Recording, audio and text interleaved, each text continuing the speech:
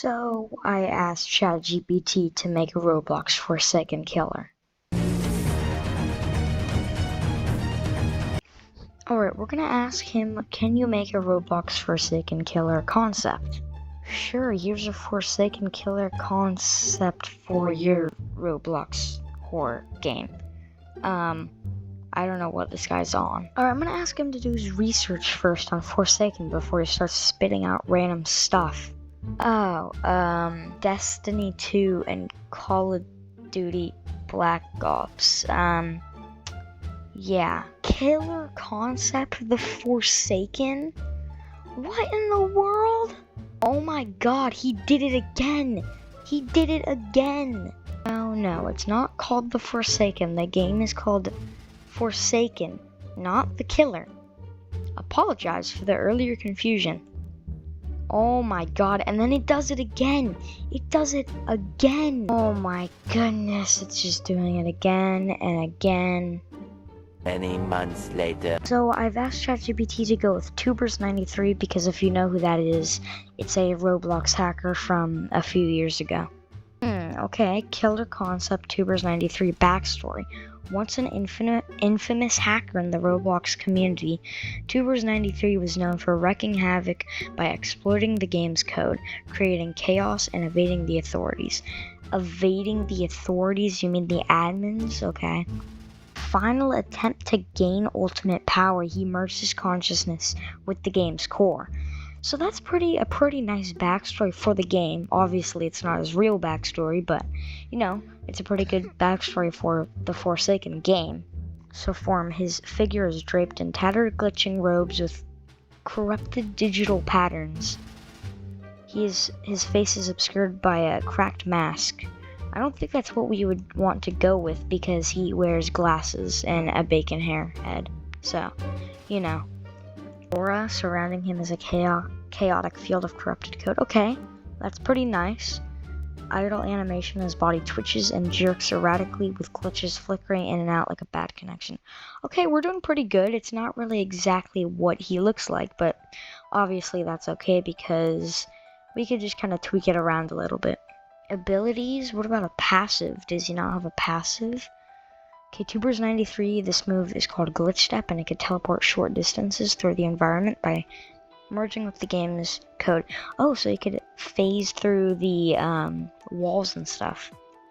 Mode Overload can overload a survivor's UI, causing their screen to glitch with random distortions. Okay, that's pretty much 1x1x1's move, so I don't think we could go with that, but it's okay. Exploit Trap, a trap that, a brief explosion of corrupted code. This is kind of like 1x1x1, but tweaked to Tubers93. System Crash, they have 3 moves usually, but whatever. And he doesn't have an M1, I just realized that. Map theme, not every killer has a map theme, but whatever you say, Digital Wasteland. Okay, that's something to consider. Okay, maybe he could have his own, like, map where he gets, like, you know, special stuff. Now I need an image of him, but remember Tubers93 wears glasses and a bacon hair, but you could add what you want. Okay, we're gonna send that. Alright, our image is finally done. We gotta check if this is good. 3, 2, 1. Oh. Yeah, what is that supposed to be? That is not anything like I imagined at all. Okay. Well, I mean, it's not too bad, but it's actually, no, never mind. That's terrible. Alright, we're gonna try again, but it says, can you make a better image? He has a bacon hair with a smiley face and glasses. And no armor, just clothes. Also, where's his green corrupted aura? Alright, we're gonna try sending that and see what he comes up with. Alright, we got our old image here, but we gotta check our new image. Hopefully it's more better and actually responds to what we put. Okay, 3, 2, 1. I guess it's better? Yeah, I think it's a little better, I guess. It does have that green aura, but it's not really what I imagined. He does wear actual normal clothes and glasses. Not exactly what I anticipated because his glasses don't look like that, but how would he know? But he does have better bacon hair, which I like, which is way better. We need an M1, I forgot to tell you. Alright, so for our M1, we have Corrupt Swipe, where Tubers swings his glitched arm forward in a jaggy-laggy motion, leaving behind a brief trail of green corrupted code. This strike causes a static screen tear effect on the victim's screen for a second. Yeah, it kind of reminds me of 1x1x1. That may be a little, maybe they copied that a little just because it gets probably its info from the wiki. As an animation, Tubers93's arm twitches before glitching outward into a distorted shape, like a broken rig or an elongated limb. A trail of green, flickering digital particles follows the swing. Impact creates a short zap sound and a flash of corrupted pixels. Our hit effects are slight knockback, small burst of green aura on impact, and Survivor's screen briefly distorts with fake error messages or flickers. I'm gonna ask him what else do we need. What you already have, a killer name and inspiration. Alright, yeah, we already have all of these things, image, blah blah blah. Killer voice lines, AI behavior, don't need that. Animation, don't need that. Maybe we do need that. In-game perks, passives, yeah. I think we're gonna start with the voice lines. If we do get to the in-game perks, then we can do that. We can also do the loading screen and art/bio, all those things, but we are going to start off with the killer voice lines.